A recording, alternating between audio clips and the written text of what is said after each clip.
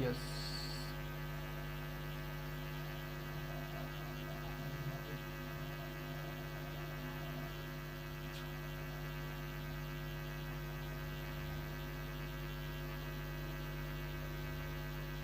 Hello friends, जय हिंद, नमस्कार। This is third session of your detail analysis of mathematics of CBSE board examination. Okay, so let's start without wasting of time. So this is your part third. Please do subscribe this channel if you are new on this platform, and like this video and share as well to your friends who wants to study with the genuine content. So this channel is providing you genuine content without any wastage of time. Okay, so आपका question क्या है, चलिए हम start करते हैं। आपका session बहुत ही detail में होने वाला है एनालिसिस, और ये जो सेक्शन सी से स्टार्ट हो रहा है, यहाँ से 25 नंबर क्वेश्चन था, प्रीवियस वीडियोस में हो चुका था। 26 नंबर क्वेश्चन यहाँ से स्टार्ट होगा। बहुत ही अच्छा एनालिसिस किया जाएगा। आप अगर नए हैं तो चैनल को सब्सक्राइब कर लीजिए, बेल आइकन भी प्रेस कर दीजिए, और आगे के आने वाले वीडियोज़ के लिए सतर्क रहिए, यानी कि वेट करिए। ठीक है, तो चलिए स्टार्ट करते हैं। कि कहते हैं कि सलाम करते हैं रस्ते भी उस मुसाफिर को, सलाम करते हैं रस्ते भी उस मुसाफिर को, वो जिनके पैरों में हर रोज़ छाले आते हैं, वो जिनके पैरों में हर रोज़ छाले आते हैं, और मैं अपने दिल की दरारें यूँ ना भरने दूंगा, मैं अपने दिल की दरारें ना भरने दूंगा, इन्हीं दरारों से मुझ में उजाले आते हैं। एक बार फिर से सुनिएगा कि सलाम करते हैं रस्ते भी उस मुसाफिर को, वो जिनके पाँव में हर रोज़ छाले आते हैं, मैं अपने दिल की दरारें यूँ ना भरने दूंगा, इन्हीं दरारों से मुझ में उजाले आते हैं। तो यही लाइन जो हैं, ये पंक्तियाँ कुछ श्री मनोज मुंतसिर द्वारा लिखी गई हैं, रचित हैं। वो बहुत ही प्यारे कवि हैं। तेरी मिट्टी में मिल जाऊँ, ये सॉन्ग भी उन्होंने लिखा था। तो बहुत ही अच्छा पंक्तियाँ वो जाहिर करते हैं, लिखते हैं। तो ये पंक्तियाँ कुछ ऐसे ही अपने जीवन में अलाउ कीजिए कि आप भी कुछ ऐसा हार्डवर्क कीजिए जिससे कि हर रोज़ आपका जो हो वो किताब के उन पन्नों में से हो, सुनहरों अक्षरों में लिखा जाए। आपके जीवन का कोरा कोरा कागज़, आपके जीवन का कोरा कोरा कागज़ ऐसा भर जाए कि एक दिन जब इस महफिल, बाजार भरी महफिल में जब प्रकाशित हो, तो किसी युवा की प्रेरणा, जीवन का प्रेरणा स्रोत बन जाए। ठीक है ना। कहते हैं कि धूल भरी आंधी, धूल भरी इस आंधी भरी, इस धूल भरी दौड़ में इस कदर दौड़ो कि रुकने के बाद सिर्फ सुकून एहसास मिले। ये मेरे द्वारा लिखित है कविता। कविता क्या है, कुछ लाइन है जो मैंने लिखा है कि कहते हैं कि धूल भरी आंधी भरी इस दौड़ में इस कदर दौड़ो कि रुकने के बाद सिर्फ सुकून एहसास मिले। और सुकून कब मिलेगा, जब ढंग से दौड़ोगे तब। So let's start without wasting of time. Okay, so detail analysis में क्या था, सेक्शन सी आपका क्या है, is it continue, come on check it. Hello,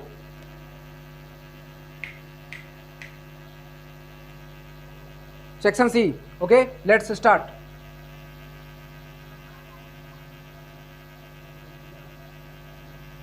Is it continue? The center of circle is given. Okay, find the value of if the circle passes through the point given here. Okay, the center of circle,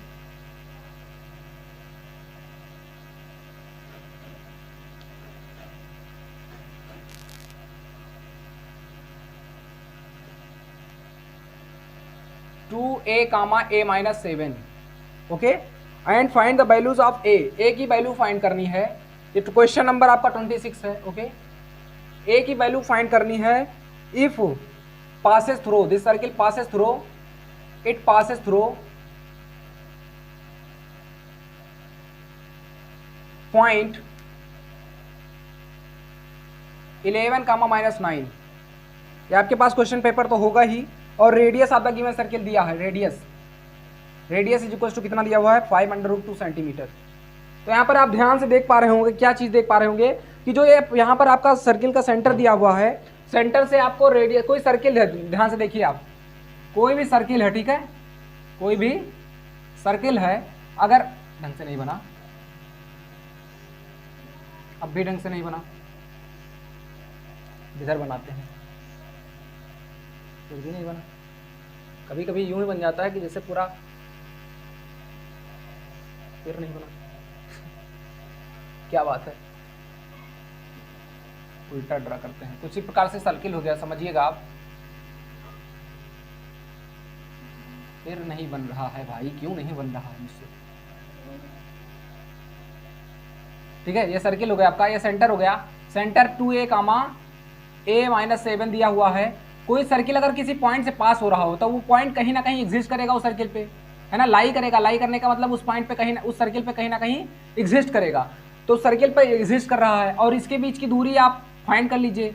तो अगर इसके बीच की दूरी circle पे कहीं पर भी point होगा तो वो जो दूरी आप निकालेंगे सेंटर से, वो दूरी निकालेंगे आप, तो वो क्या कहलाएगा, वो रेडियस ही तो होगा, आर ही तो होगा। और रेडियस आपको 500 दिया ही हुआ है।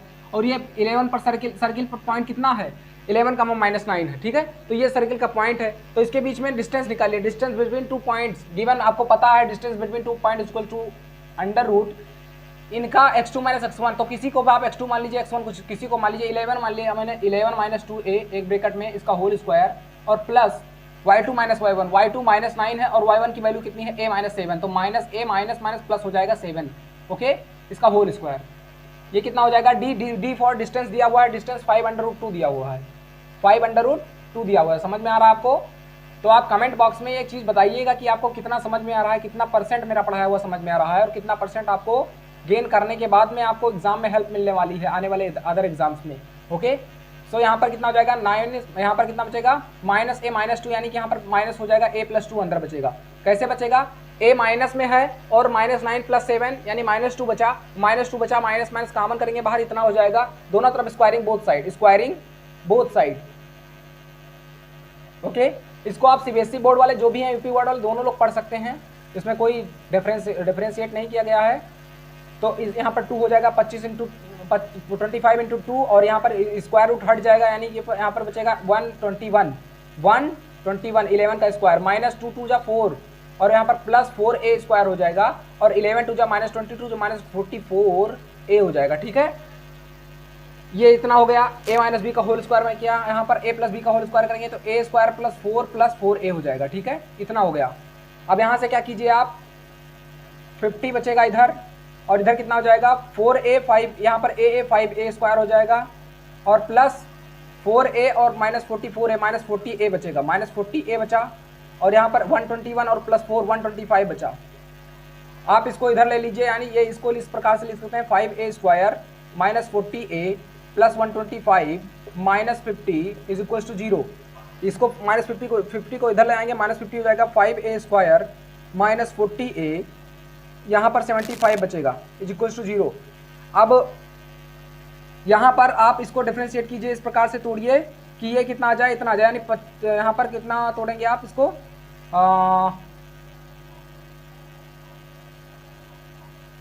यहाँ पर आपको, हाँ, इसको 75 को 5 से आप गुणा करेंगे तो यहाँ पर 5 सिंपल सा कॉमन कर लीजिए, 5 कॉमन करेंगे तो a² -8a -15 = 0। ठीक है, तो a² -8a -15 = 0। तो यहाँ पर कितना हो जाएगा 5 3 जा 15, यानी कि यहाँ पर 5 और 3 में बनेगा फैक्टर, 5a - 3a -15 = 0। तो a - 5 एक ब्रैकेट में a - 3 बचेगा। एक मिनट, यहाँ पर कहीं पे प्लस होगा, हाँ वहाँ 75 प्लस में आएगा। ठीक है, यहाँ पर प्लस होएगा तो यहाँ पर कितना बचेगा a + 5 a - 5 एक ब्रैकेट में a - 3 बराबर 0, यानी कि a बराबर कितना आ गया 5 और a बराबर 3, ये दो मान निकल कर आएगा। ठीक है, a बराबर 5 और 2 3, 5 और 3 यानी कि 5 and 3, this is the 2 answers, 2 answer निकल आएंगे। यानी यहाँ पर क्वाड्रेटिक की क्वेश्चन था, क्वाड्रेटिक की क्वेश्चन में आपको पता होता है कि दो वैल्यू निकल के आते हैं, 2 रूट्स निकल कर आते हैं। ठीक है, तो ये क्वेश्चन आप नोट कर सकते हैं। नेक्स्ट क्वेश्चन पे चल रहे हैं, ओके, या स्क्रीनशॉट ले लीजिए, जो भी समझ में आ रहा है उसको कर लीजिए। ठीक है, नेक्स्ट क्वेश्चन पे चलते हैं। 27 का 1 ए नंबर, ठीक है, 27 का ए, तो इसको आप इधर देखिएगा 27। नेक्स्ट क्वेश्चन देखते हैं। ठीक है, आपका क्या है, इसको कौन सा क्वेश्चन नंबर है, ये आपका 27 का ए नंबर। ठीक है, 27 का ए नंबर, इसको सॉल्व करते हैं। एक सर्किल दिया हुआ है, ठीक है, सर्कल पे क्या दिया हुआ है आपका, टेंजेंट।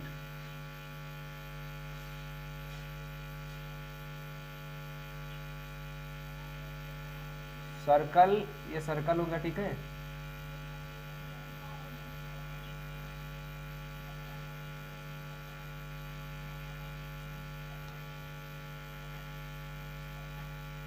ये होगा आपका सर्कल। ठीक है, सर्कल पे टेंजेंट ड्रा किया गया है PT और QT, PT और QT, ये दो टेंजेंट हैं। तो आपको पता है कि टेंजेंट प्रॉपर्टी क्या होती है। किसी भी सर्कल पे अगर एक सेम ही सर्कल पे दो टेंजेंट ड्रा किए गए हैं तो टेंजेंट की लंबाई क्या होगी, सेम होगी, ठीक है। अगर सेम सर्कल पे दो टेंजेंट ड्रा किए गए हैं, सेम सर्कल मतलब उसी सर्कल पे अगर दो टेंजेंट ड्रा किया गया है तो दोनों टेंजेंट की लेंथ जो होगी वो क्या होगी, सेम होगी। यू नो ऑल, ओके, आप सभी को पता है, ठीक है। तो पी टी और पी क्यू क्या हो जाएंगे, सेम हो जाएंगे आपस में, क्या हो जाएंगे,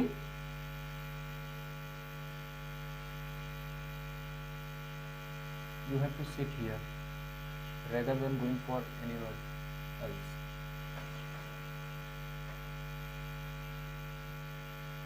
तो PT और PQ हो गए। अब ये PT और PQ आपस में क्या है, बराबर है टेंजेंट प्रॉपर्टी से, ठीक है। और OP और OQ क्या है, ये भी बराबर हैं। क्यों बराबर हैं, OP और OQ क्या है, OP और OQ रेडियस हो गए, PT PQ टेंजेंट हो गए, टेंजेंट आपस में बराबर हो गए। अब आपको पता है कि यहाँ से एक ट्रायंगल बन रहा है, क्या, PQT ट्रायंगल बन रहा है, PQT ट्रायंगल। तो यहाँ पर लिखिए आप, ठीक है, यहाँ पर लिखिए आप इन ट्रायंगल PQT, क्या देख पा रहे हैं, PQT में। और एक बात और यहाँ पर देख लीजिए, एंगल Q है, एंगल Q क्या है, 90 है। क्यों 90 है, देखिए आप, किसी भी सर्किल के टेंजेंट पे अगर जो सर्किल के टेंजेंट और रेडियस के बीच में क्या होता है, जो एंगल होता है वो कितना होता है, बताइए बताइए। सर्कल के टेंजेंट और रेडियस के बीच में सर्कल के टेंजेंट, हाँ, सर्कल के टेंजेंट और रेडियस के बीच में एंगल कितना होता है, बताइए आप। टेंजेंट और रेडियस में, टेंजेंट और रेडियस के बीच में एंगल कितना होता है, ये वाला एंगल 90 होता है। कितना होता है, 90, हमेशा याद रखो। यानी कि angle OQT is equal to 90। अब एक टेंजेंट ये भी हो गया तो एक टेंजेंट ये भी हो गया, समझ में आ रहा है आपको, यानी ये भी 90 हो जाएगा। यानी कि QOPT बराबर OPT, ये 90 हो गया, समझ में आ गया आपको। तो एक चीज ये हो गया आपका। अब यहाँ से आप देखिए QOPQT ट्रायंगल में, तो यहाँ पर क्या देख पा रहे होंगे, एंगल QPT में यानी QTPQ यानी QTP plus angle TPQ, angle TPQ plus angle PQT plus angle PQT is equal to कितना हो जाएगा, 180। समझ में आ रहा है आपको, कितना हो जाएगा, 180। अब यहाँ से 180 होगा तो TPQ और PQT बराबर है, TPQ और QPT आपस में बराबर हैं, TPQ और QPT आपस में बराबर हैं, ये दोनों बराबर हैं, ठीक है। तो आप जो चाहें वो रख सकते हैं। यहाँ पर आप क्या रख सकते हैं, PQT भी रख सकते हैं, TPQ को क्या लिख सकते हैं, QPT भी लिख सकते हैं। तो इसको सीधा रखिए QPT, ठीक है। अब QPT या PQT कुछ भी रख दीजिए। तो यहाँ पर ये दोनों बराबर में आपस में, तो यानी QPT बराबर PQT है, तो QPT दोनों जगह पे रख दीजिए, यानी कि angle QTP plus 2 angle QPT, ये दोनों आपस में बराबर हैं, बराबर 180।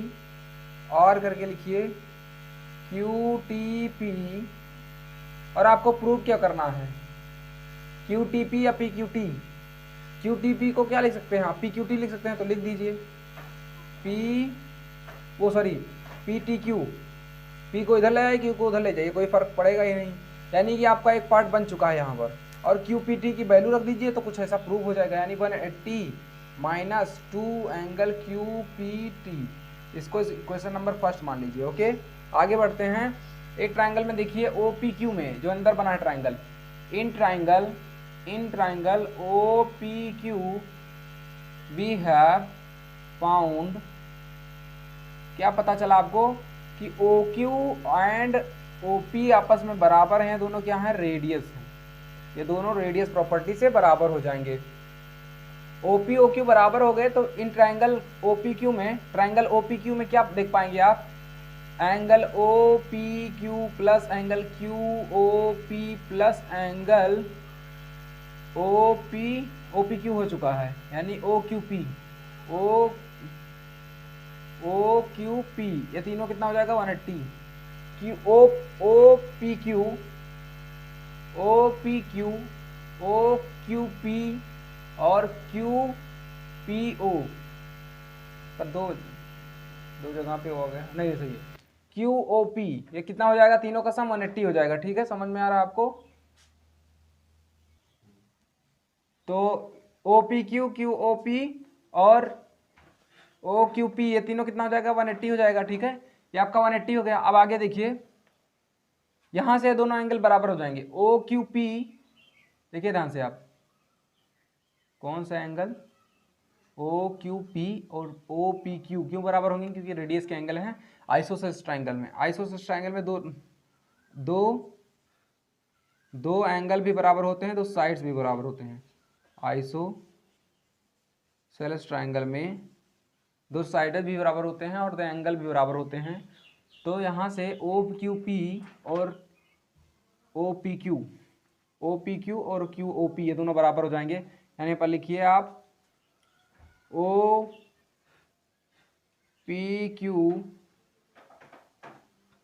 और ये दोनों बराबर हो गए, OPQ और OQP ये दोनों, 2OPQ लिख दीजिए और प्लस QOP लिख दीजिए, बराबर 180 लिख दीजिए। ठीक है, ये इतना हो गया। तो यहाँ से कुछ वैल्यू आपको मिल रही है क्या, कुछ वैल्यू आपको मिल रही है OPQ, 2OPQ। अब एक चीज़ और देख रहे होंगे यहाँ पर, क्वेश्चन नंबर 2 मान लीजिए इसको। एक चीज़ आप देख पा रहे होंगे क्या, कि यहाँ से जो है एंगल OPQ को या OPQ को आप क्या लिख सकते हैं, या फिर OQT को क्या लिख सकते हैं, एंगल OQT को लिख सकते हैं आप। ये पूरा एंगल 90 तो है ही, लेकिन इसको दो पार्ट में ब्रेक किया जा सकता है, OQP के भी रूप में और PQT के रूप में। यानी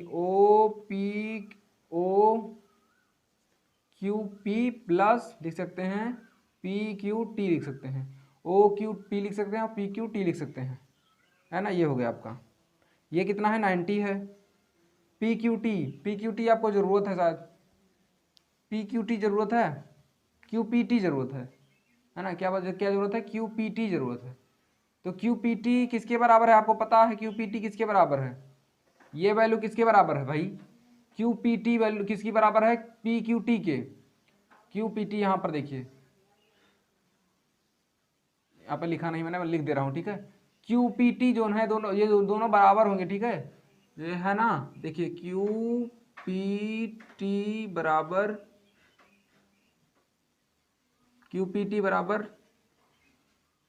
PQT, QPT बराबर PQT। ठीक है, तो यहाँ पर QPT की जगह पे आप रख सकते हैं PQT रख सकते हैं। तो आप इसको लिख दीजिए और करके, PTQ बराबर 180 माइनस 2 एंगल PQT। ठीक है, इसको क्वेश्चन भी फर्स्ट मान सकते हैं आप, है ना। चलें आगे चल रहे हैं। देखिए OPQ PQT, अब PQT की वैल्यू उठा आप यहाँ से निकालिए। यानी इसको आप लिख सकते हैं PQT बराबर angle OQT minus OQP। OQT कितना है, OQT 90 है, आपको पता है OQT 90 है ना। तो OQT माइनस इतना कितना, OQP। ठीक है, OQT कितना है, 90 माइनस एंगल OQP। ठीक है, 90 डिग्री, यानी PQT बराबर, ये क्वेश्चन नंबर थर्ड मान लीजिए आप। ठीक है, third from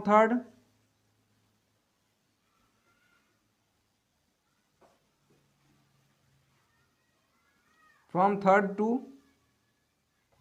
to first. Okay, first में जाने पर क्या मिला आपको, देखिए यहाँ से PTQ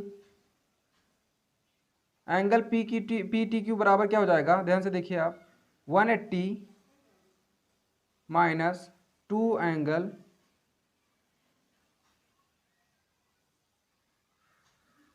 PQT की वैल्यू कितनी है, 90 माइनस एंगल OQP। ठीक है, ये हो गया कुछ ऐसे, यानी 180 माइनस 290 कितना हो जाएगा, 2 इंटू 90 180 हो जाएगा, और माइनस माइनस प्लस हो जाएगा और 2OQP हो जाएगा। ठीक है, यहाँ पर देखिए इसका कोई ज़रूरत नहीं है। ठीक है, इसको आप इरेज कर सकते हैं। ठीक है, इसका कोई ज़रूरत नहीं, जो आइसोसेलेस ट्रायंगल बीच में अंदर वाला बन रहा था, क्योंकि आप फारजी रख के क्या करेंगे, आप इसका थोड़ा सा लेंदी हो जाएगा। अब देखिए कितना ईजी है। आप इस ट्रायंगल की बात करेंगे और थोड़ा सा इस वाले एंगल को समेशन करके आप देख लेंगे, ठीक है। तो इक्वेशन नंबर इसको सेकंड ही रहने दीजिए और फ्रॉम सेकंड टू फर्स्ट, बस छुट्टी। क्या है अब आपका यहाँ पर, तो 180 से 180 कैंसिल हो गया, क्या बचा, एंगल पी टी क्यू बराबर, एंगल पी टी क्यू बराबर 2 एंगल ओ क्यू पी, यहाँ ऊपर लिख दे रहा हूँ मैं इसको, ये प्रूव हो चुका है आपका। पी टी क्यू बराबर, देखिए क्या हो जाएगा आपका, पी टी क्यू बराबर 2 एंगल ओ क्यू पी। तो इसको जितने भी लोग देख रहे हैं सेशन, बता दे रहा हूँ, जो भी इस बार पेपर देने वाले हैं या नेक्स्ट बार देख रहे हैं, 2024 के लिए देख रहे हैं, ठीक है, मैं उनके लिए बता दे रहा हूँ कि बहुत ही हेल्पफुल रहने वाला है। आप अपने फ्रेंड्स तक शेयर कीजिए, क्योंकि आप किस कर भला तो हो भला, कि वही वाली बात है, किसी की मदद करेंगे तो आपकी भी मदद कोई ना कोई करना के लिए तैयार हो जाएगा, ठीक है। तो आप क्या कीजिए, इन सेशन को जितने भी है शेयर कर दीजिए अपने फ्रेंड्स तक। बहुत ही डिटेल में मैंने अंडरस्टैंड करवाने की कोशिश किया है, और जितने भी सेशंस हैं 3 पार्ट्स हैं इसके। पहला पार्ट्स लाइव में करवा रहा था, तो कुछ टेक्निकल इशू हो गया था जिस वजह से इस कारण से नहीं हो पाया था। तो आप इस सेशन को जितना हो सके उतना शेयर कीजिए, ओके। तो ये हो गया आपका आंसर। एक बार फिर से मैं समझा दे रहा हूँ, ये टेंजेंट दिया हुआ था, किसी सर्कल का टेंजेंट अगर है तो टेंजेंट की जो लंबाई होगी सेम सर्कल की बराबर होगी, और इसके अंदर रेडियस भी दिया हुआ है। तो टेंजेंट की सर्कल की लंबाई बराबर होगी और अंदर रेडियस भी बराबर है। तो लंबाई बराबर होगी, तो यहाँ पर एक चीज़ और है कि लंबाई बराबर होगी, तो यहाँ से एक चीज़ आप देख पा रहे होंगे कि ये जो रेडियस से बना है 90 डिग्री, ये भी 90 डिग्री, तो टेंजेंट भी बराबर है, एंगल भी बराबर हो जाएगा, क्योंकि रेडियस और टेंजेंट के बीच में जो एंगल बनता है, फॉर्मेशन होता है 90 डिग्री का होता है। तो ये देखिए ओ क्यू टी और ओ पी टी, ये दोनों एंगल कितने हैं, बराबर हैं आपके, ठीक है, 90 है, ठीक है। और यहाँ से इस ट्राइंगल का मैंने समेशन किया, तीनों एंगल का समेशन किया हमने, और फिर पी क्यू टी जो है तब बराबर था किसके, क्यू पी टी के बराबर था। तो मैंने यहाँ पर 2 क्यू पी टी रख दिया, 2 क्यू पी टी किसके बराबर है, पी क्यू टी के बराबर है। तो जो कुछ भी था यहाँ पर पी क्यू टी, मैंने यहाँ पर चाहे क्यू पी टी रखिए चाहे पी क्यू टू रखिए, पी क्यू टी हमने रख दिया दोबारा, जरूरत पड़ा हमें, कोई दिक्कत नहीं थी, ये भी बन सकता था। अब यहाँ से मैंने अगर इधर का समेशन किया तो मुझे पी क्यू टी की जरूरत पड़ी, अगर मैंने इधर का समेशन करता, ये इस वाले एंगल का करना होता मुझे, तो इस क्यू पी टी की जरूरत पड़ती, यानी कि यहाँ पर क्यू पी टी की जरूरत पड़ती, क्यू पी टी की जरूरत पड़ती है, और मुझे चेंज करना ही नहीं पड़ता। तो कोई दिक्कत नहीं, चाहे इधर का आप कर सकते हैं, वो सेम है, वो आंसर सेम ही आना है। यानी कि ओ क्यू टी मैंने लिया, ओ क्यू टी किसके बराबर है, ओ क्यू पी के बराबर है और पी क्यू टी के बराबर है, दोनों का समेशन कर दिया O Q T. Total angle कितना है, 90 है, क्योंकि किसी सर्कल का टेंजेंट और रेडियस के बीच में एंगल 90 होता है। ओ क्यू पी रख दिया मैंने और पी क्यू टी रख दिया मैंने। पी क्यू टी की वैल्यू, अब देखिए, पी क्यू टी रखिए, चाहे पी क्यू टी के बराबर कर सकते हैं, क्यू पी टी कर सकते थे, तो इसकी वैल्यू रखनी पड़ती, कोई दिक्कत नहीं थी। इसकी वैल्यू कितनी है, 90, ओ क्यू टी की वैल्यू 90 है, मैंने यहाँ पर 90 पुट कर दिया, ओ क्यू टी की वैल्यू यहाँ पर ट्रांसफर कर दिया इस वैल्यू को, पी क्यू टी बराबर इतना आ गया, पी क्यू टी वैल्यू उठा के उसमें पुट कर दिया, सॉल्व कर लिया, आंसर आ गया, ठीक है। ये 180 माइनस 2 इंटू 90, 180 हो गया, 180 कैंसिल, और माइनस माइनस प्लस हो गया, 2 ओ क्यू पी हो गया, ठीक है। तो पी टी क्यू बराबर हो गया 2 ओ क्यू पी। इसको आप एक तरीके से और लिख सकते हैं, वो कैसे लिख सकते हैं, और करके लिख दीजिए, कोई भी प्रूव करके आ सकता है, कभी भी आ सकता है। पी टी क्यू इसके बराबर है, P T Q, P T Q, तो ये तो पी टी क्यू ही रहेगा, पी टी क्यू ही रहेगा, 2 angle O Q P, O Q O Q P के बराबर होता है, ओ पी क्यू बराबर है, ओ पी क्यू बराबर है, तो ये भी आप लिख सकते हैं, ठीक है, ये हो सकता है। तो ये हो गया आपका प्रूव्ड, ठीक है, ये प्रूव्ड हो गया, समझ में आ गया आपको। चलते हैं नेक्स्ट क्वेश्चन पे, ओके गाइस। 27 का बी, क्या है 27 का बी, कुछ ऐसे ही सर्किल फिर से बनाया गया है यहाँ पर, ठीक है, देखिएगा।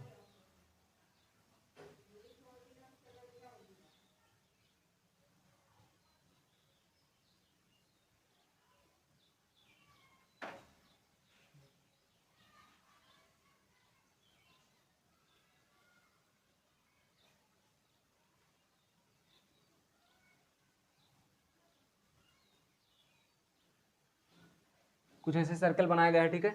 सर्कल के चारों तरफ क्या बना गया है यहाँ पर, 143, यानी कि यहाँ पर क्वाड्रिलेटरल इस तरह से बनाया गया है, क्वाड्रिलेटरल सर्कल के चारों तरफ।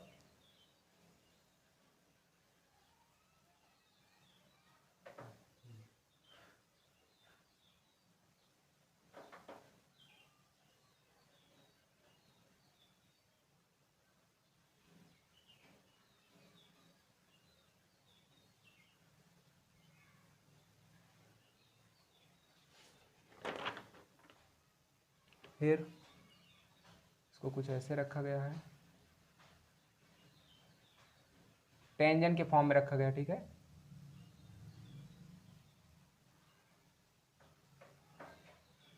I am hoping that you are understanding. If you are not able to understand this, then please let me know in the comment box.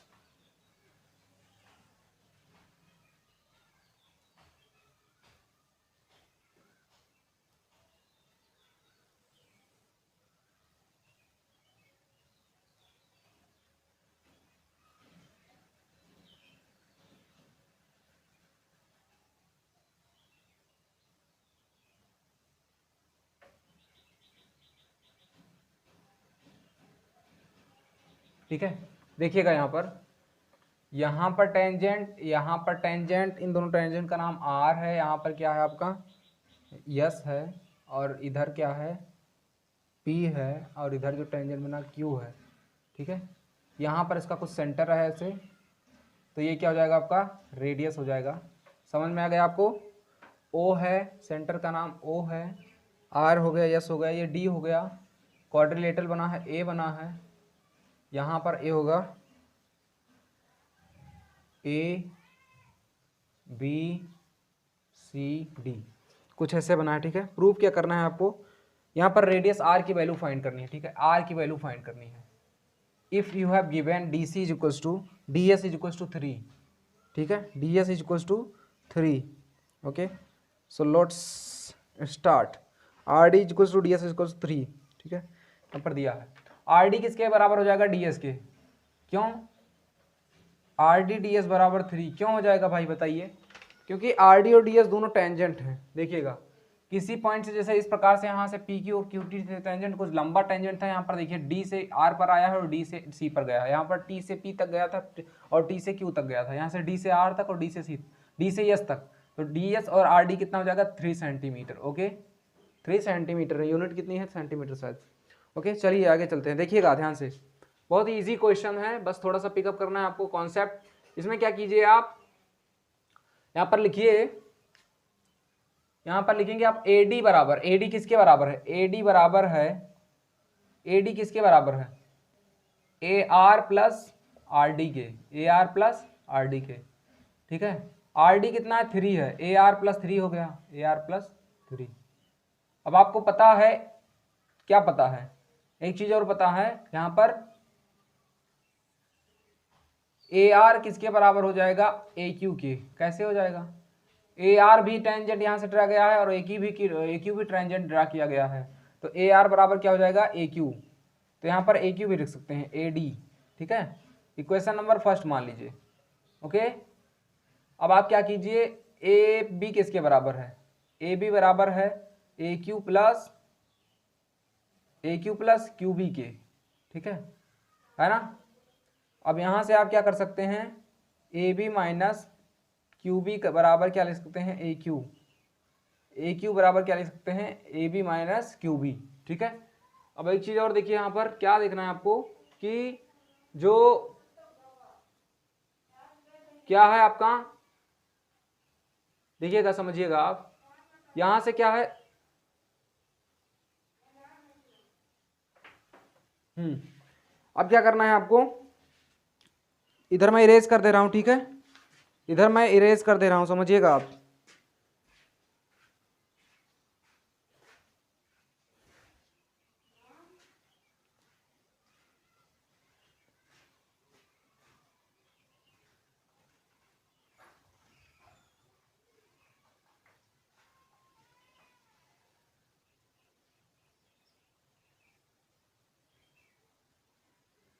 चलिए चले आगे। अब आपको दिया गया है ए बी बराबर 20 भी दिया गया है, ए बी बराबर क्या दिया गया है 20, ठीक है, ए बी बराबर 20 भी दिया है आपको, इरेजर लाइए,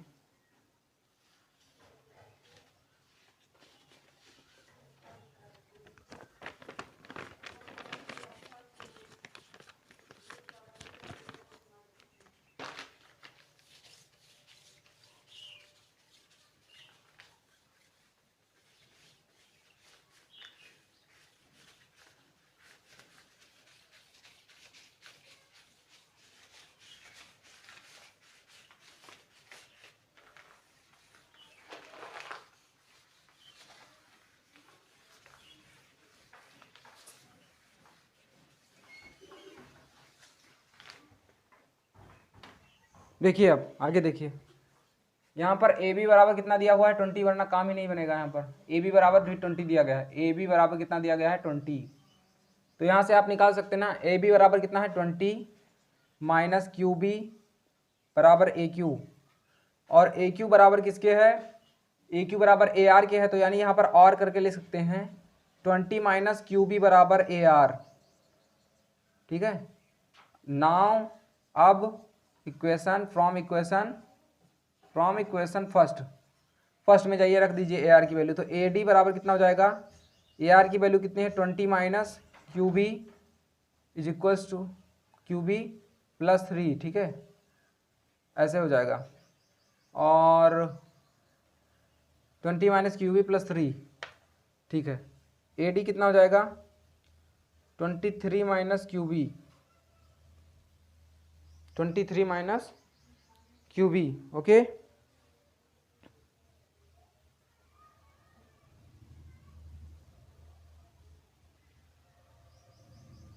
यहाँ पर जो है इसकी वैल्यू दी गई है, यहाँ पर एडी की वैल्यू 17 दी गई है। मेरे पास क्वेश्चन पेपर नहीं था तो मैंने इसको मंगवाया, फिर देखा यहाँ पर एडी की वैल्यू 17 दी हुई है। ठीक है, इसलिए मैं कंफ्यूज था, एडी की वैल्यू देखिए 17 दी हुई है। ठीक है, आप देख लीजिए अपने क्वेश्चन पेपर में। ओके, सो इसलिए मुझे कन्फ्यूज़न हो रहा था थोड़ा सा। चलिए देखिए आगे, अब एडी की वैल्यू अगर 17 है तो यहाँ पर पुट कर दीजिए जो आगे आप सॉल्व कर रहे थे, यानी क्यू बी की वैल्यू आपको निकालनी है। क्यू बी बराबर क्या हो जाएगा, इधर क्यू बी को इधर ले आइए, यानी 23 minus A D, A D की वैल्यू 70 है, 23 माइनस 17 यानी कितना हो जाएगा 6, यानी क्यू बी की वैल्यू कितनी आ जाएगी 6। क्यू बी किसके बराबर है, since Q B is equals to किसके बराबर है, Q B is one side of square. एक स्क्वायर मतलब क्या है, स्क्वायर मतलब क्या होता है, वर्ग होता है ना, हिंदी में इसको वर्ग बोलते हैं। और वर्ग कौन सा है, क्यू बी ओ पी, तो सभी बराबर होंगे सभी साइड्स। तो क्यू बी बराबर किसके होगा, ओ पी की, ओ पी किसके बराबर होगा, ओ क्यू की, और ओ क्यू किसके बराबर होगा, रेडियस के। तो रेडियस कितना आ गया आपका 6 सेंटीमीटर। ठीक है, 6 यूनिट, जो कुछ भी यूनिट था, सेंटीमीटर था, मीटर था, वो भी देख लीजिए, यही आंसर हो जाएगा। ठीक है, नेक्स्ट क्वेश्चन पे चलते हैं, कम ऑन गाइस, 28 का। ठीक है, 28 का ए, 28 क्वेश्चन है, ए नहीं दिया है, 28 का सेक्शन नहीं दिया है। ठीक है, चल रहे हैं आगे, देखिए 27 का बी था, 28 नंबर पर क्वेश्चन पे चल रहे हैं। ठीक है,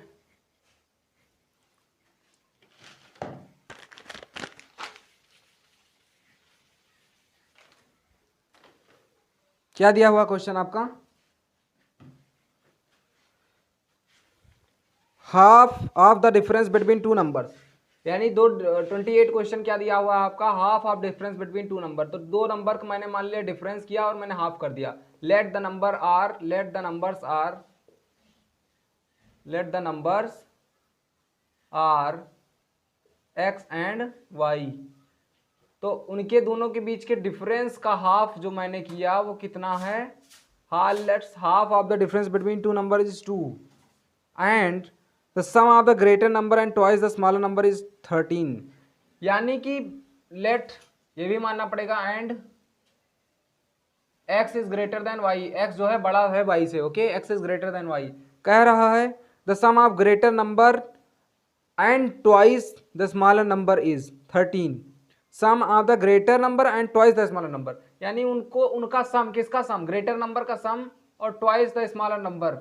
तो ट्वाइस द स्मॉलर नंबर एक किसके बराबर आ रहा है, 13 के, यानी कि the sum of the greater number and the twice of the smaller number. Twice मतलब दोगुना, स्मॉलर नंबर का दोगुना किया और ग्रेटर नंबर को मैंने ऐड कर दिया उसमें, वो कितना आ रहा है आपका 13।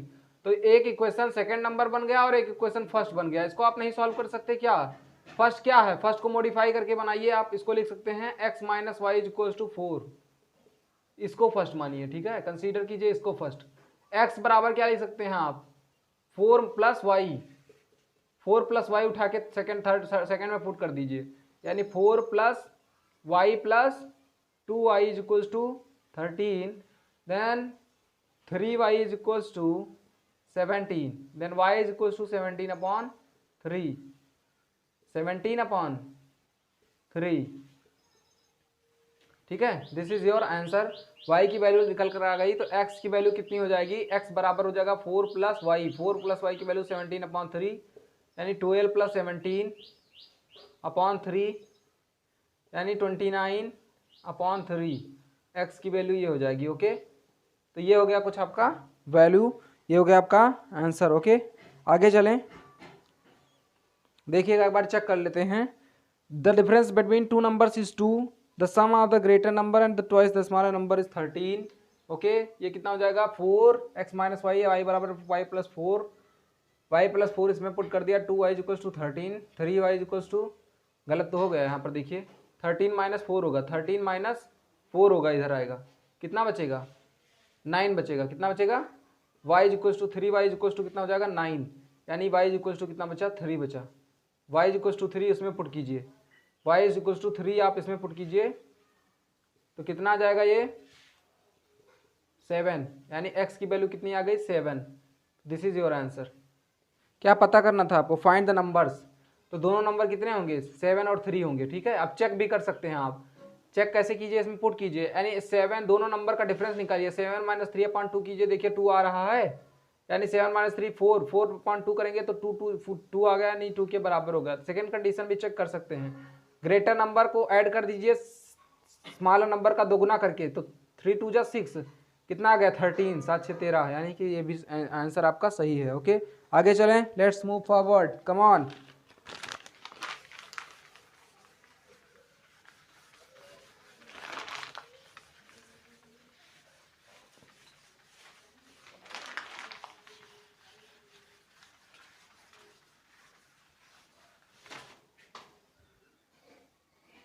$29 नंबर क्वेश्चन पे, a room is in the form of cylinder surrounded by hemispherical dome, the base radius of hemisphere is 1/2 of the height of the cylindrical part, find the total height of the room of contents, इतना volume रख रहा है air का। ठीक है, सो एक room है वो सराउंडेड है। ठीक है, एक रूम बनाइए सबसे पहले, तो रूम आप सबसे पहले किस आकार का बनाएंगे, किस शेप का बनाएंगे, सिलेंड्रिकल शेप का।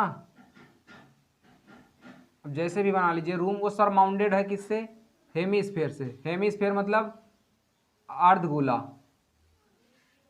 ठीक है, आधा गोला, पॉल जैसे रखा है समझ लीजिए।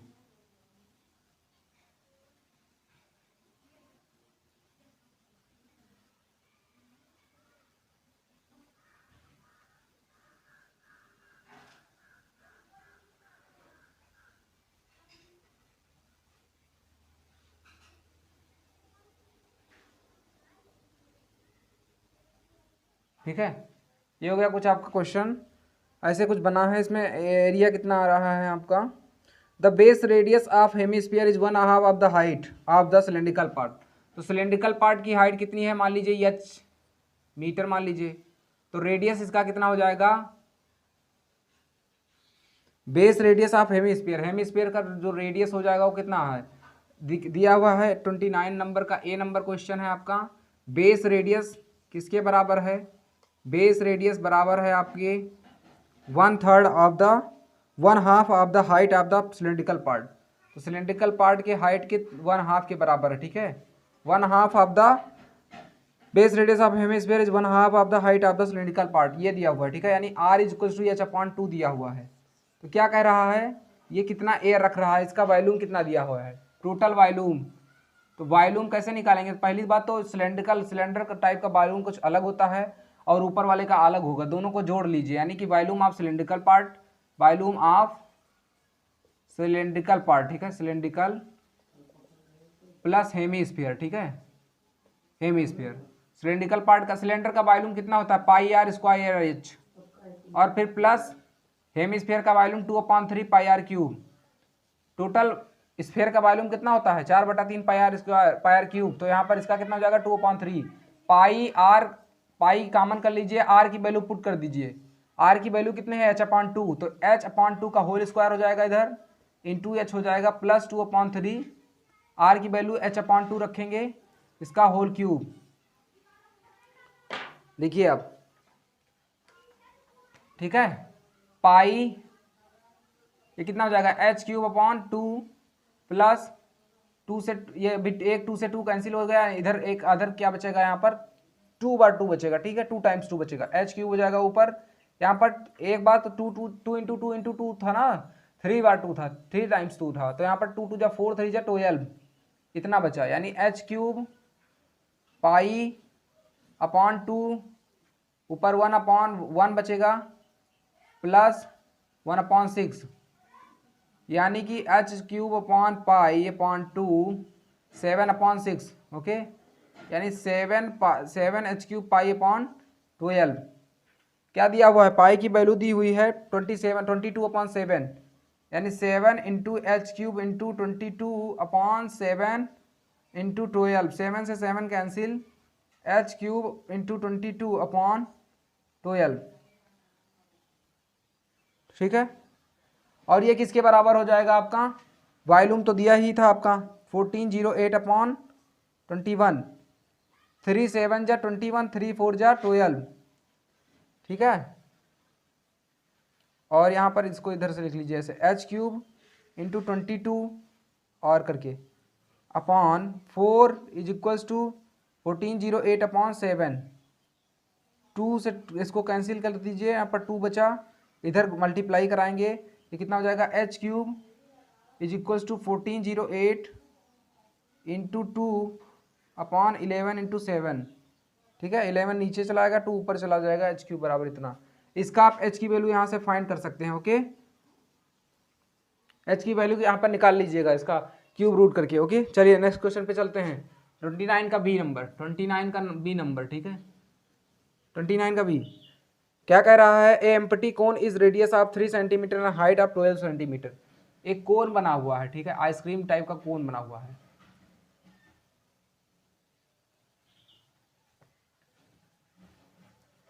लेकिन ये कोन खाली है, इसमें आइसक्रीम नहीं भरी हुई है।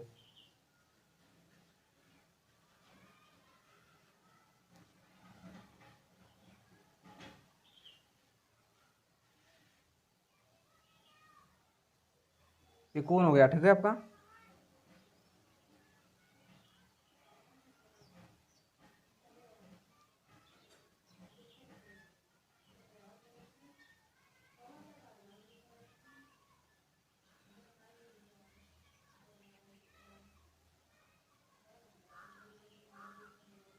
ये क्या है आपका कोन, पाई इज इक्वल्स टू दिया हुआ है 3.14 रखना है आपको, ठीक है। आगे चलिए देखिए क्या कह रहा है, रेडियस 3 सेंटीमीटर, हाइट कितना दिया हुआ है, the empty cone is of radius height 12 centimetre, ठीक है। Ice cream is filled in it so that the lower part of the cone is 1/6 of the volume of the cone is Anfield but hemisphere is formed of the one of the top, ठीक है। ये ice cream है, ठीक है, ice cream का कोन है। जो आप आइसक्रीम लेने जाते हैं तब ये आपसे डिसऑनेस्टी करता है, बेईमानी करता है, ठीक है। कौन बेईमानी करता है, आइसक्रीम शॉप वाला, ठीक है। कैसे बेईमानी करता है आपसे, नीचे जो है वो क्या करता है, नीचे वाला पार्ट आपको अनफिल्ड देता, अनफिल्ड मतलब भरा हुआ नहीं है जो, ठीक है, नीचे वाला पार्ट भरा नहीं है। क्या कह रहा है कि जो टोटल इसका वॉल्यूम है कोन का, अपने कोन के वॉल्यूम का 1/6 पार्ट जो है ये अनफिल्ड है, ठीक है। कह रहा है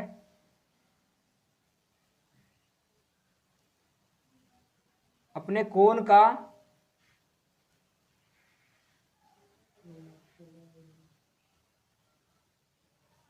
ठीक है, कह रहा है कि एम्प्टी कोन इज 12 सेंटीमीटर दिया हुआ है and empty cone is of radius, खाली जो खाली कोन है, खाली कोन की हाइट कितनी है 12 सेंटीमीटर, यानी कि ये इतना सेंटीमीटर रहेगा, इतना ही ऊंचाई रहेगा 12 सेंटीमीटर। तो पूरी ऊंचाई नहीं दी हुई है, क्यों, क्योंकि खाली कोन रहेगा वो इतना ही ऊंचा तो रहेगा, भरा नहीं, अभी ऊपर वाला नहीं बना है hemisphere. Ice cream is filled is so that lower part, ऐसा आइसक्रीम भरा गया है कि इसका लोअर पार्ट है, नीचे वाला भाग जो है वो नीचे वाला भाग खाली है, ठीक है। नीचे वाला भाग कितना खाली है, 1/6 ऑफ द ठीक है, the 1/6 of the volume of the cone is Anfield but hemisphere is formed on the top, यानी ऊपर जो है वो बना हुआ है, क्या बना हुआ है, ये देखिए उधर मलाई वलाई रखा है, ऊपर से आइसक्रीम बढ़िया बादाम शेक वगैरह लगा के यहाँ पर दे दिया गया है आपको, ठीक है।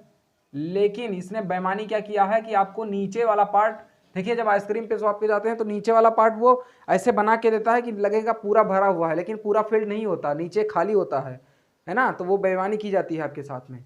तो इस प्रकार से भरा गया है कि जो आइसक्रीम है इसका वॉल्यूम का कि नीचे वाला 1/6 पार्ट है खाली, यानी पूरे वॉल्यूम का इसमें जो भर सकते हैं आप वॉल्यूम, ठीक है, unfilled but 1/6 of the volume of the cone, cone का जो वॉल्यूम है, यानी कि जो आपके कोन का वॉल्यूम है, टोटल वॉल्यूम जितना इसमें आइसक्रीम आ सकता है, ठीक है, जितना आइसक्रीम इसमें फिल हो सकता है, उसका 1/6 उसका 1/6वां भाग इसमें खाली कर दिया गया है नीचे से, और ऊपर से टोपी तरह बना दिया गया है, ठीक है, उसमें ऊपर से हेमिस्फीयर अर्ध गोलाकार बना दिया गया है, आपको बना के दे दिया जाता है। तो उसमें बेईमानी क्या करता है कि नीचे खाली कर देता है, ऊपर से भर देता है। तो आप चेक कर सकते हैं, कह दीजिए कि मैं इसका हेमिस्फीयर का इसमें जो आपने ऊपर से बनाया पूरा वॉल्यूम चेक करके देखूंगा कि कितना आइसक्रीम आपने भरा है, फिर जो बेईमानी किया है उसका पैसा मैं काट लूंगा।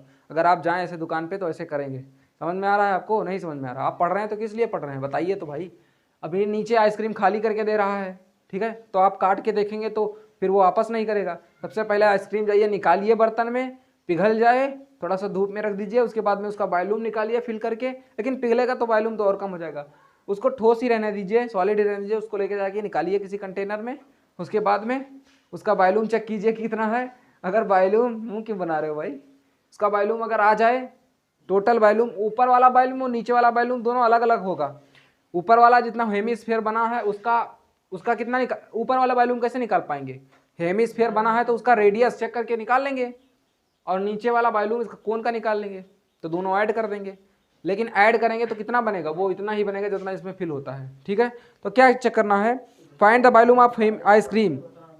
तो कह रहा है कि आइसक्रीम की वॉल्यूम पता करो, आइसक्रीम का आयतन पता करो कि आइसक्रीम का आयतन कितना है, ठीक है, आइसक्रीम का आयतन कितना है, तो उसको निकालना है, ठीक है। तो चलिए, total volume of ice cream, total volume of ice cream, ice cream की टोटल वॉल्यूम कितनी हो जाएगी? टोटल वॉल्यूम हो जाएगा आपका, सबसे पहले क्या कीजिए आप ध्यान से देखिए, देखो भैया ध्यान से बैठ जाओ। टोटल वॉल्यूम आइसक्रीम की कितनी हो जाएगी देखिए, बताइए। सबसे पहले आप क्या कीजिए, 1/6 पार्ट खाली है, तो तब पहले कोन का वॉल्यूम निकालिए। तो वॉल्यूम, टोटल वॉल्यूम आप कोन लिखिए, सबसे पहले कोन का वॉल्यूम निकालिए, इनको पकड़ के बैठाइए।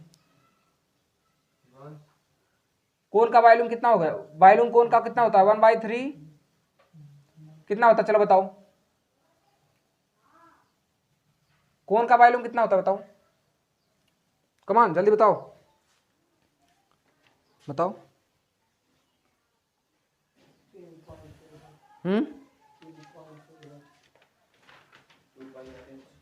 2πr सिलेंडर का वो होता है circle surface area, 1/3 πr square H, 1/3 πr L इसका होता है सरफेस एरिया, तो 1/3 πr स्क्वायर एच होता है, ठीक है, 1/3 πr स्क्वायर एच। तो इसका 1/6 पार्ट खाली है, तो इसका 1/6 पार्ट आप घटा दीजिए इसमें से, ठीक है, जो आ रहा है इसका 1/6 पार्ट घटा देंगे, यानी कि 1 में से 1/6 पार्ट घटाएंगे तो कितना बचेगा? 5/6। अगर एक पार्ट में से उसका 1/6वां घटा देंगे तो 6 - 5/6, यानी कितना बचा? 1/6 बचेगा। एक मिनट, 1/6, हाँ सही है, यानी 1/6 पार्ट, एक मिनट, 6 - 1 5/6 बचेगा। तो यानी इसका कितना बचेगा? अगर इसका 1/6 पार्ट हमने निकाल दिया क्योंकि खाली है, तो आइसक्रीम कोन में कितना आएगा भाई? कोन में आइसक्रीम कितना आएगा? टोटल निकाल लीजिए, कोन में कितना आइसक्रीम भरा रहेगा, कोन में कितना भर सकता है उसको निकालिए। आइसक्रीम में इस समय आइसक्रीम कितना भरा है, कोन में कितना भर सकता है उसको निकाल लीजिए, और उसमें से उसको माइनस कर दीजिए जो खाली है। तो कितना खाली है? कितना खाली है बताइए? 1/6 पार्ट खाली है, 1/6 पार्ट तो खाली है। देखिए आइसक्रीम का वॉल्यूम जितना है उसको निकालिए, तो उसका फार्मूला होता है 1/3 πr स्क्वायर एच, और कितना खाली है? 1/6 पार्ट खाली है। अब समझो तो डिस्टर्ब काहे कर रहे हो? समझ नहीं सकते ना क्वेश्चन? 1/6 पार्ट खाली है तो माइनस कर दिया, 1 - 1/6 यानी 6 - 1/6, यानी कि 5/6 पार्ट बचा।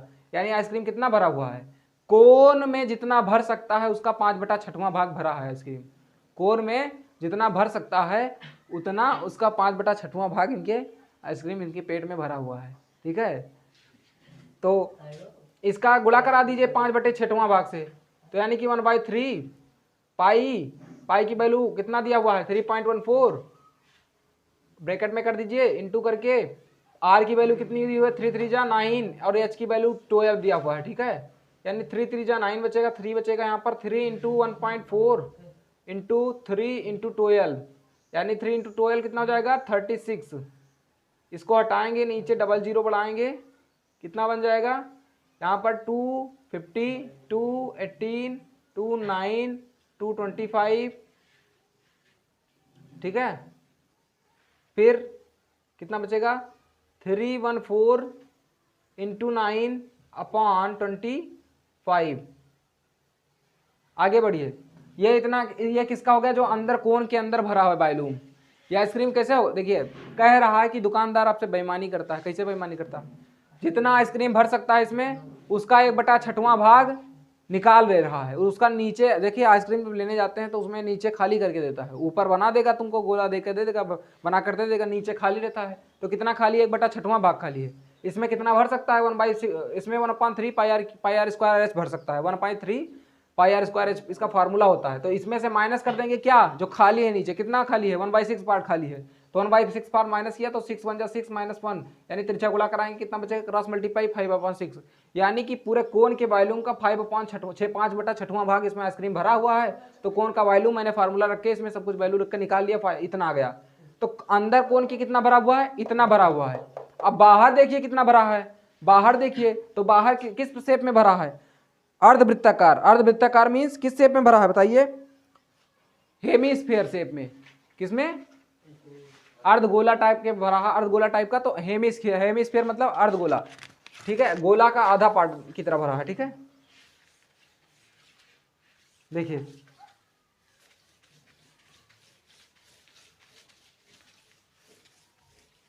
देखिए अब क्या करेंगे आप, देखिए यहाँ पर, यानी कि ऊपर कितना भरा हुआ है आइसक्रीम, यहाँ पर देख लीजिएगा 5/6 पार्ट बचा। तो ऊपर कितना भरा हुआ है 2/3 पाई आर क्यूब होता है, यानी हेमीस्फीयर का आयतन, हेमीस्फीयर का क्या होता है वॉल्यूम, यानी 2/3 पाई इंटू 3.14 इंटू आर की वैल्यू कितनी थी, 3 3 9 3 27, 3 3 9, कितना बचेगा यहाँ पर, यानी 2 इंटू 3.14 इंटू 9/100, हटा देंगे आप 250, ठीक है, कितना बचेगा 314 इंटू 9 इंटू 50/50। अब ये जो आइसक्रीम था, ये जो आइसक्रीम ऊपर लटका हुआ है, इन दोनों को जोड़ दीजिए, यानी total volume of ice cream, total volume of ice cream कितना हो जाएगा बताइए, 314 इंटू 9/50 प्लस 314 इंटू 9/25। इसमें से कॉमन कर लीजिए, 314 इंटू 9/25 कॉमन करेंगे, अंदर क्या बचेगा, यानी 1/2 प्लस 1/1, ये तो बचेगा 314 इंटू 9/25 इंटू क्या बचेगा 3/2 बचेगा, ठीक है, ऐसे तो बचेगा 3/2 तो बचेगा, देखिए 213, हाँ 2 1 कितना बचेगा यहाँ पर 5 7 9 इंटू 3/25, यही सॉल्व कर लीजिए, इतना सेंटीमीटर क्यूब यह हो जाएगा आंसर, इतना सेंटीमीटर क्यूब क्या हो जाएगा आपका आंसर। तो मेथड समझ में आया आपको, समझ में आया हो तो सेशन को लाइक भी कर दीजिए, गा गा गा। चलिए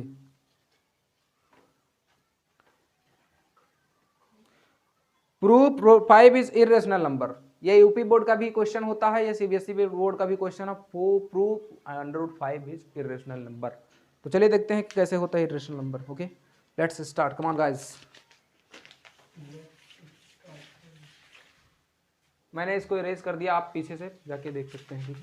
तो आप देखिए, आप यहाँ पर ये √5 क्या है, इरेशनल नंबर प्रूव करना है। समझिए, किसी भी संख्या को इरेशनल नंबर प्रूव करने की, जैसे मान लीजिए आपका नाम क्या नाम है, आपका नाम शिवांश है, ठीक है। अब शिवांश के नाम को शिवांश प्रूव करना है तो कैसे प्रूव कर पाएंगे, या जितेंद्र नाम है, जितनी नाम है, ठीक है, तो जितनी नाम को आप जितनी कैसे प्रूव कर पाएंगे, देखिए ध्यान से समझिए आप।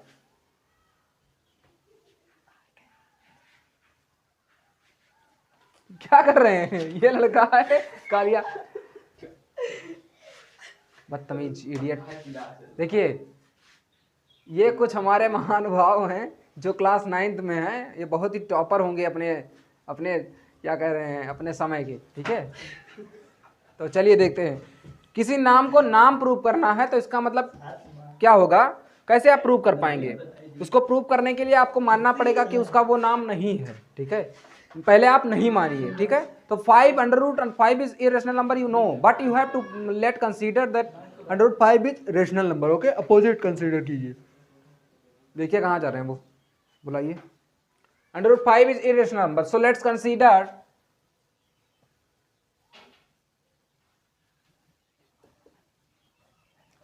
Under root 5 is rational number.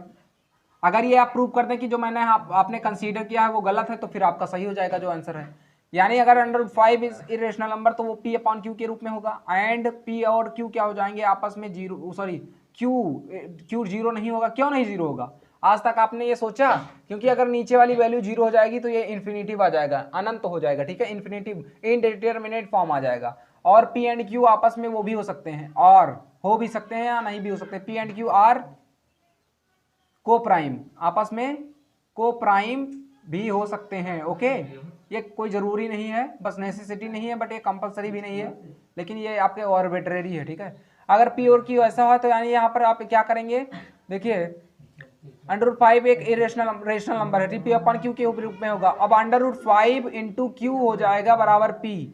तो since you know that, you all know that कि if B multiply any rational number to any other integer, you will get same, you will get the another और same, 1 से multiply करेंगे तो same होगा, और बाकी number से multiply करेंगे तो अनदर और सेम रेशनल नंबर। इसका मतलब मैं समझा दे रहा हूं, देखिए किसी भी रेशनल नंबर को अंडर रूट 5 रेशनल नंबर है, Q कोई इंटीजर है, और एक यहाँ पर और लिख लीजिए P एंड Q क्या होंगे, आपके इंटीजर होंगे, ठीक है, इंटीजर होना चाहिए, जरूरी है इंटीजर। किसी भी इंटीजर को आप किसी रेशनल नंबर से मल्टीप्लाई कराएंगे, इंटीजर होगा तो सिंपल सी बात है वो रेशनल नंबर आएगा ही आएगा, ठीक है। जैसे रेशनल नंबर आप 10 ले लीजिए, 10 को आप 2 से मल्टीप्लाई करिए, 20 आया, 20 भी एक रेशनल नंबर है।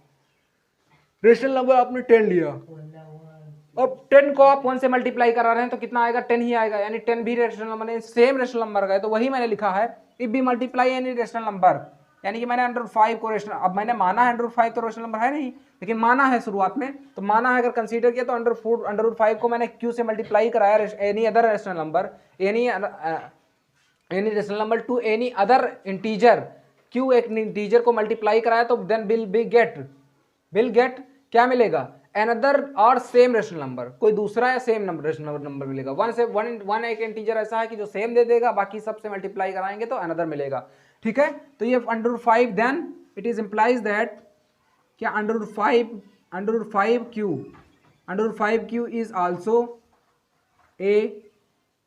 Also a rational number. समझ में आया आपको, रेशनल नंबर। फिर आप देखिए, then P is also rational number, ठीक है। अगर P एक रेशनल नंबर हो गया, ठीक है, तो अंडर रूट 5 Q एक रेशनल नंबर है, लेकिन आपको पता है since we know that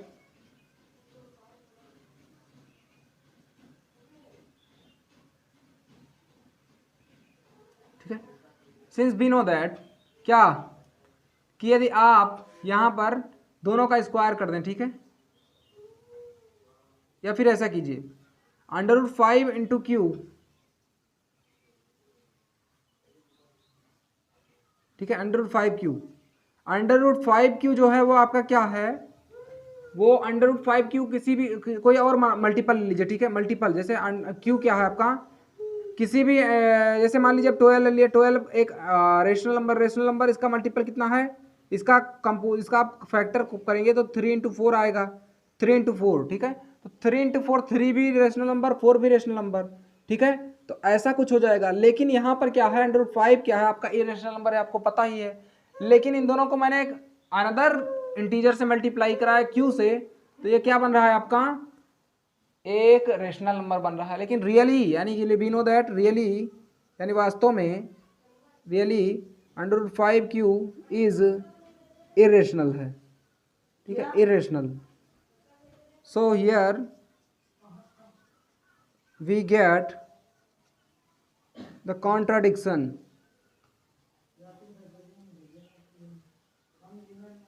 that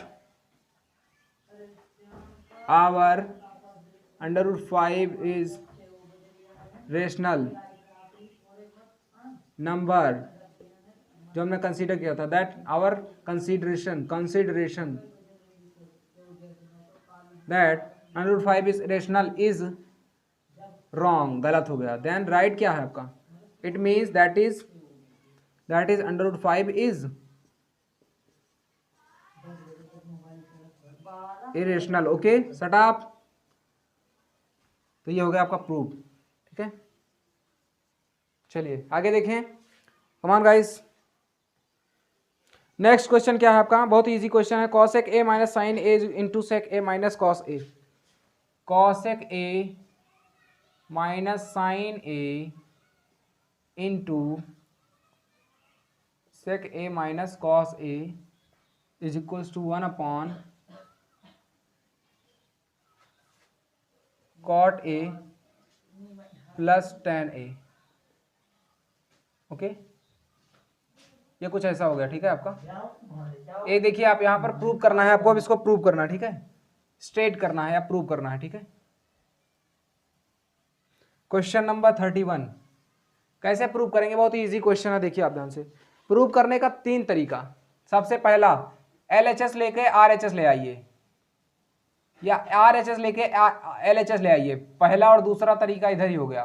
तीसरा तरीका क्या है, LHS लीजिए कुछ ले आइए समथिंग स्टार, RHS लीजिए कुछ ले आइए स्टार, यानी कि जो RHS से आया और LHS से आया वो दोनों क्या होना चाहिए, सेम, यानी ये दोनों सेम सेम होना चाहिए।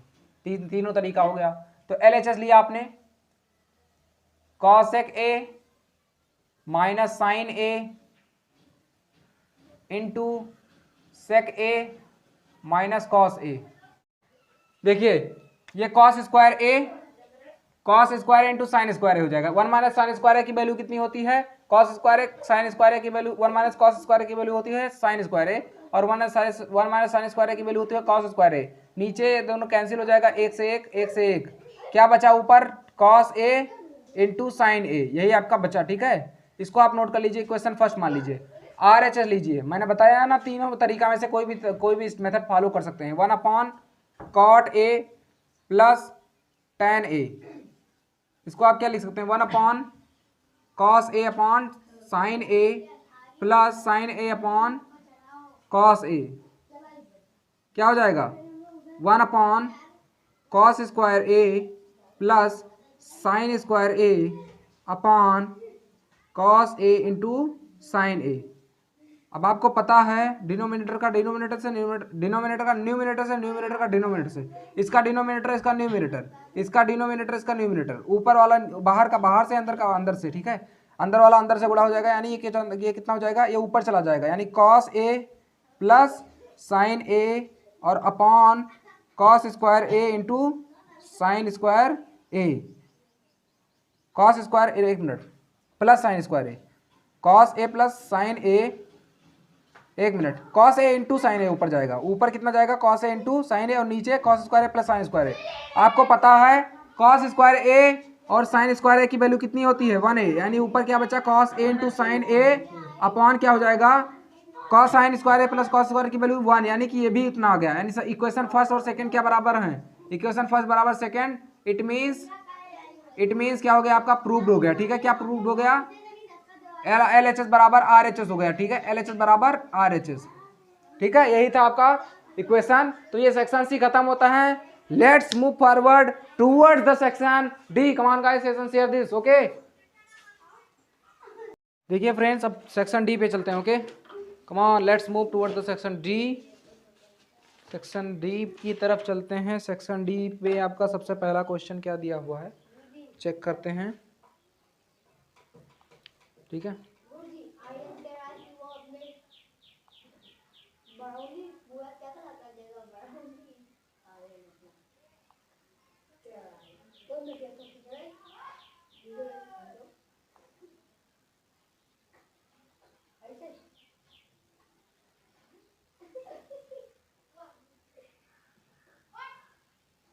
चलिए, this is our section D first question. Ladder set against the wall at 45 degree to the around. ठीक है, वॉल की तरफ क्या सेट किया गया है, लेडर सीढ़ी। ठीक है, उस सीढ़ी का क्या है 45 डिग्री है एंगल। ठीक है, if the foot of the ladder is pulled away, ये वॉल हो गया आपका वॉल। ठीक है, वॉल के अराउंड लेडर सेट किया गया है सीढ़ी, इसका एंगल कितना है 45 degree. 45 degree okay, 45 degree angle है इसका। इसको पुल्ड अवे यानी खींच लिया गया है। ठीक है, इसको खींच लिया गया है।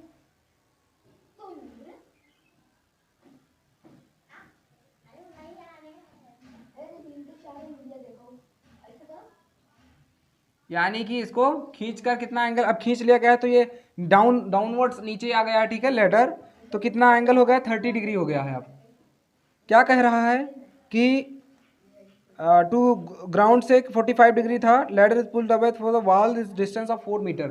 4 मीटर पुल्ड कर लिया गया, यानी 4 मीटर खींच लिया गया नीचे।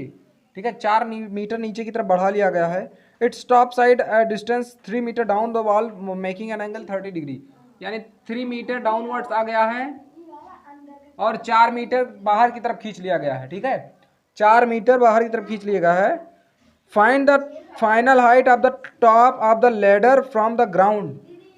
Top of the ladder, ladder की टॉप हाइट, यानी कि find the final height of the top of the ladder from the ground. यानी टॉप, यानी कि टॉप ऑफ द लेडर, ये हाइट पता करनी है आपको, h मान लीजिए इसको, and length of the ladder, ये लेंथ पता करनी है। ओके, सो कैसे करेंगे, बहुत ही इजी क्वेश्चन है आपका, बस थोड़ा सा इसमें कॉन्सेप्ट है। देखिए समझिए, कौन सा क्वेश्चन है, section D, this is your section D. Section D का 31 नंबर क्वेश्चन। देखिए यहाँ पर, इफ यहाँ पर 45 डिग्री बनाए तो यहाँ पर tan लगाइए। ठीक है, tan यानी लेंथ, और इसमें ठीक है, इसको x मान लीजिए, तो tan 45 बराबर लेंथ, यानी कि परपेंडिकुलर कितना है, परपेंडिकुलर वॉल की ये इसकी लंबाई और इसकी लंबाई s+3 अपॉन परपेंडिकुलर अपॉन, हाँ perpendicular upon base. Okay, x, तो tan 45 1 is equal to h+3 upon x, x is equal to हो गया h+3, this is equation first मान लीजिए। ठीक है, फिर क्या कीजिए आगे, देखिए tan 30 लगाइए। ठीक है, tan 30 इज इक्वल टू हो जाएगा लेंथ, यानी यहाँ पर परपेंडिकुलर अपॉन बेस कितना हो जाएगा 4 + x। tan 30 की वैल्यू 1/√3 होती है, 1/√3 और h अपॉन 4 + x, तो 4 + x is equal to h√3। h की वैल्यू पुट कर दीजिए, x की वैल्यू पुट कर दीजिए। ठीक है, x की वैल्यू पुट करेंगे कितना आ जाएगा h+3 + 4 h√3, तो कितना हो जाएगा h+7 is equal to h√3। ठीक है, h√3 minus h is equal to 7, इधर इसको इधर ले जाएंगे, यानी h into √3 - 1 is equal to 7, तो h इज इक्वल टू हो जाएगा 7/√3 - 1, तो ये हो गया आपका h की वैल्यू। ठीक है, h की वैल्यू ये हो गई, और यहाँ से आपको लेंथ निकालना है, लेडर की लेंथ।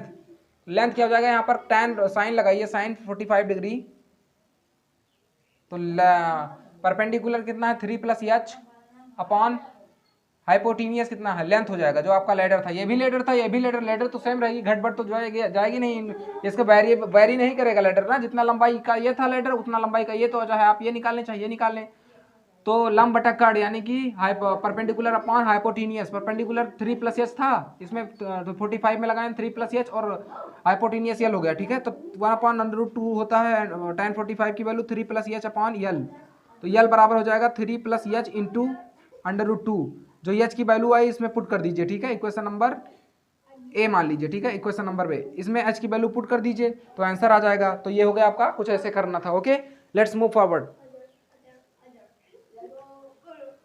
नेक्स्ट क्वेश्चन क्या है आपका, नेक्स्ट क्वेश्चन है 32, सॉरी ये 32 था, ये कौन सा नंबर था 32 था, 32। अब 33 का ए नंबर देखिए, 33 का ए नंबर।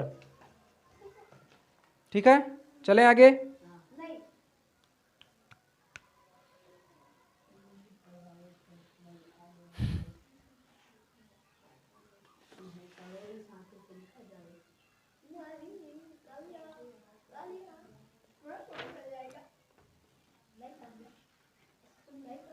चलें फ्रेंड्स,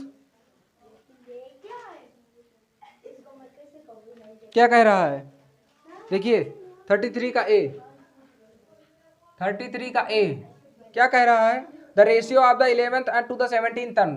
तो 11th टर्म कैसे डिफाइन करेंगे, 11th टर्म जो होगा वो कैसे आप डिफाइन करेंगे, a plus N minus one into D, ये nth टर्म होता है, क्या होता है nth टर्म। तो 11th टर्म कैसे डिफाइन करेंगे, 11th टर्म के लिए क्या करेंगे आप, a plus N minus one, यानी कि 11 माइनस वन इंटू डी की वैल्यू डी ही रहेगी, a प्लस 10d, ये 11 टर्म हो गया। ठीक है, और फिर 17 टर्म, तो 17 टर्म कितना हो जाएगा, a घट जाता है, a प्लस 16 हो जाएगा 16d।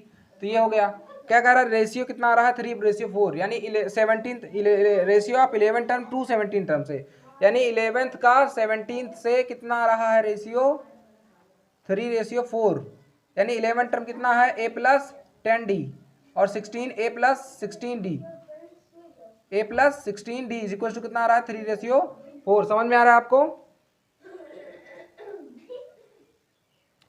तो ये कुछ हो गया ऐसा, इसको इक्वेशन नंबर फर्स्ट मान लीजिए। ठीक है, और क्या कह रहा है, find the ratio of 5 to the 21st term, यानी 5th टर्म से 21st टर्म का रेशियो निकालना है। ठीक है, 21st टर्म का रेशियो निकालना है। ओके, ये फाइंड करना है आपको। और क्या दिया हुआ है आपको दिया हुआ है, चूंकि पता है क्या दिया हुआ है आपको, also the ratio of sum of the first 5 terms, first 5 terms का sum, first 5 terms, sum of first 5 terms और sum of first 21st, sum of first 5 terms,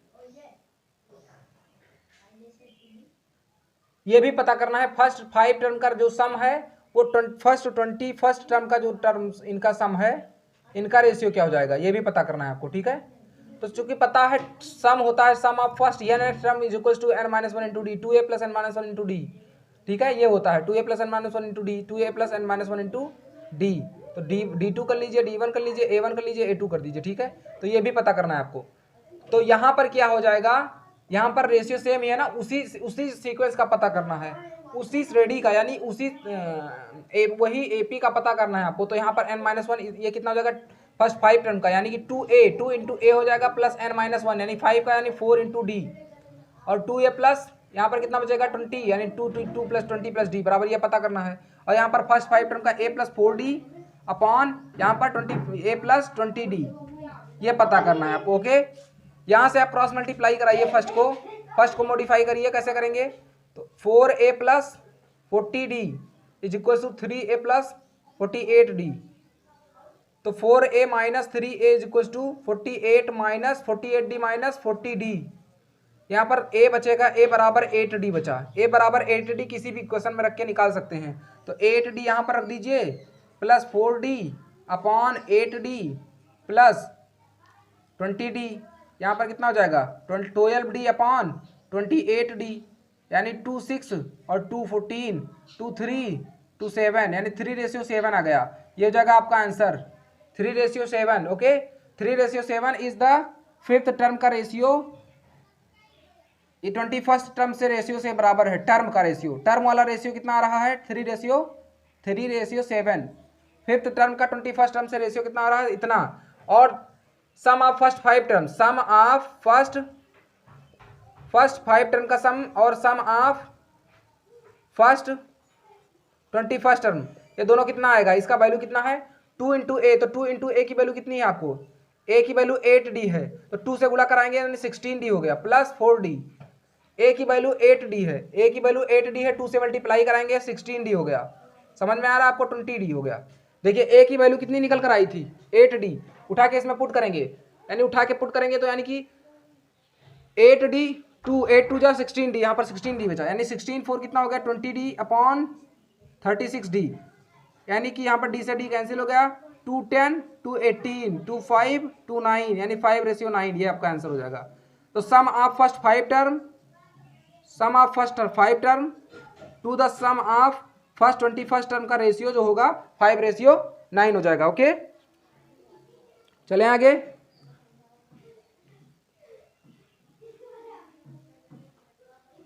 एक मिनट, सॉरी माफ कीजिएगा, यहाँ पर कुछ मिस्टेक हो गया है। क्या मिस्टेक हो गया? देखिए ए बाई यहाँ पर 2a + n-1 इंटू डी से पहले n/2 होता है। क्या होता है? n/2 होता है, n/2 होता है, यानी यहाँ पर n/2 भी होगा। एक मिनट, यहाँ पर मैं इसको इरेज कर रहा हूँ। क्यों? क्योंकि इसका तो ये आंसर सही है 3:7 और a बराबर 8d इसमें रखिए। अब रखिए a बराबर 8d, यहाँ पर n/2 होता है। n मतलब यहाँ पर कितना था 5 और यहाँ पर कितना था 21, इतना कुछ होगा। ठीक है, तो इसको सॉल्व कीजिए। मैं इसको इरेज कर रहा हूँ या फिर यहीं पर कर दे रहा हूँ। ठीक है, 5/2 और 2 इंटू ए यानी कि 16d हो जाएगा। a की वैल्यू 8d, a की वैल्यू 8d, 2 से मल्टीप्लाई करें 16d + 4d upon 16d + 20d, ये कुछ ऐसे हो जाएगा। यानी कि 5/2 और नीचे क्या था 21/2, तो अंदर का अंदर से बाहर का बाहर से, यानी 2 से 2 कैंसिल हो जाएगा, 5/21 बचेगा। Is it continue? Come on, 16d + 4d यानी 20d, keep quiet, 20d upon कितना हो जाएगा 36d। ये 2 5 देखिए यहाँ पर 2 4 जा नहीं 5 किससे कटेगा, यानी कि 2 10 जा और 2 18 जा, 2 5 जा 2 9 जा, 25/9, 2 9 2 जा 18, 189, 25/189, दिस इज योर आंसर।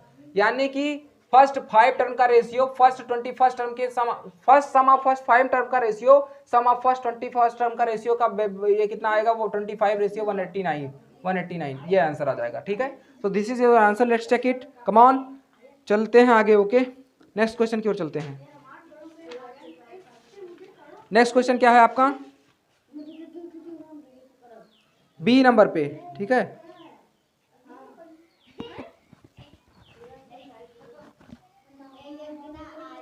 सड़ाप देखिए ध्यान से, चुप कराइए इन लोगों को,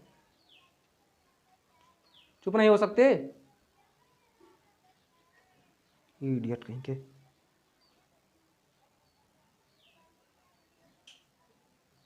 तुम लोग शांति से पढ़ने आए तो पढ़ा करो, ज़्यादा मस्ती मत करा करो। वही बता रहे हैं उन लोगों को, रुक जाइए। हाँ भी बता रहे हैं, चलिए अभी बता रहे हैं उनको, पढ़ा लें तो बताएंगे।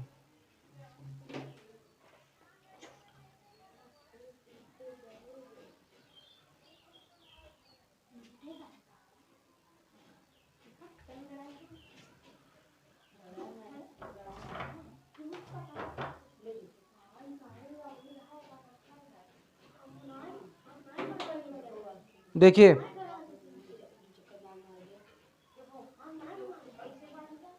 चलिए आगे चलें। 33 का बी नंबर आप मुझे करके दिखाएंगे, कमेंट बॉक्स में आंसर बताएंगे। 33 का बी आप खुद लगाइए। सेशन को ज़्यादा लंबा हो रहा है इसलिए मैं थोड़ा सा जल्दी करने का प्रयास कर रहा हूँ। जो क्वेश्चन इजी है उसको मैं छोड़ दे रहा हूँ, स्किप कर रहा हूँ। सिर्फ 33 का बी आप दिखाइए, बाकी मैं लगा रहा हूँ। ठीक है, चलिए आगे चल रहे हैं, कम ऑन, चलिए इरेज कर रहा हूँ मैं इसको।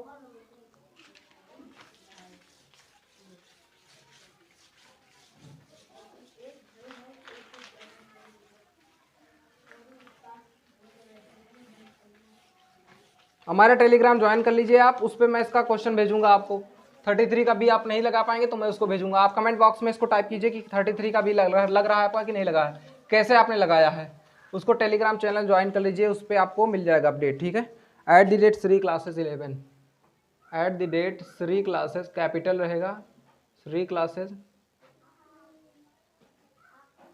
बाई SK, ये है आपका टेलीग्राम चैनल। चलें आगे।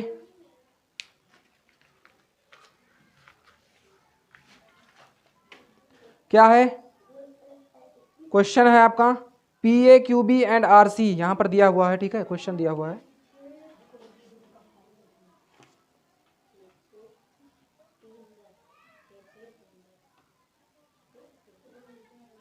चलिए देखिए, इंक डालिए उसमें।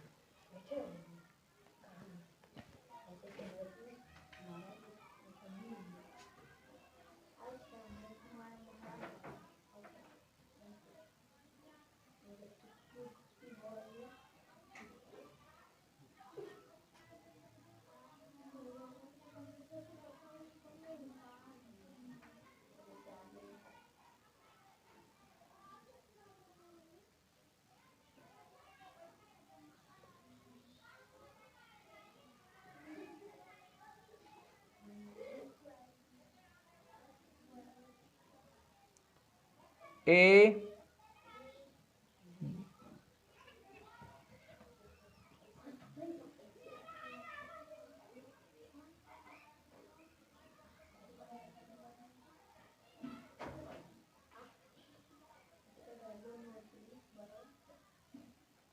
बी यहाँ पर, ओके, सी यहाँ पर, आर इसको मानेंगे, इसको पी मानेंगे, एक्स ए ये 90 है आपका, ये जेड क्यू, ये बी लंबाई, ये वाई।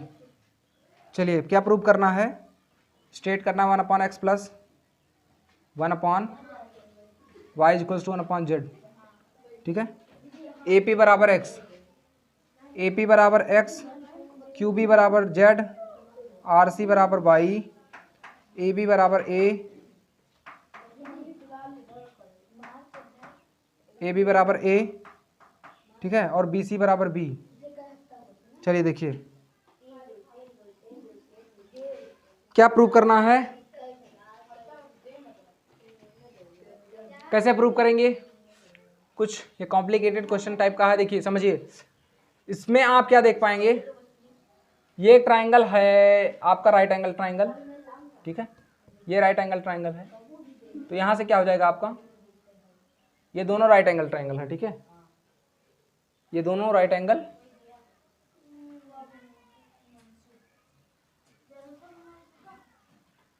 ठीक है।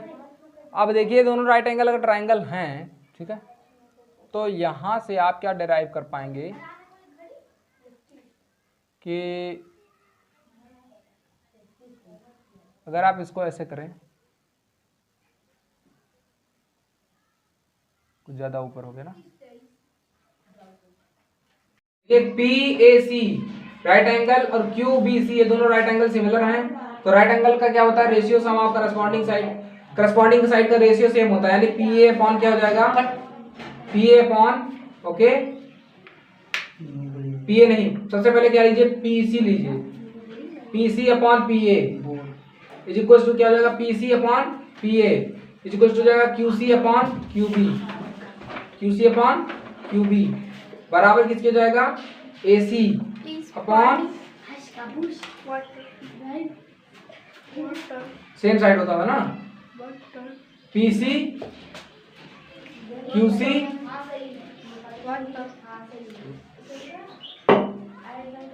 एक मिनट, इस तरह लीजिए, PC इसका करस्पॉन्डिंग साइड, इसके करस्पॉन्डिंग साइड QC, और फिर अब इसके करस्पॉन्डिंग साइड, इसके करस्पॉन्डिंग साइड AC, इसके करस्पॉन्डिंग साइड BC,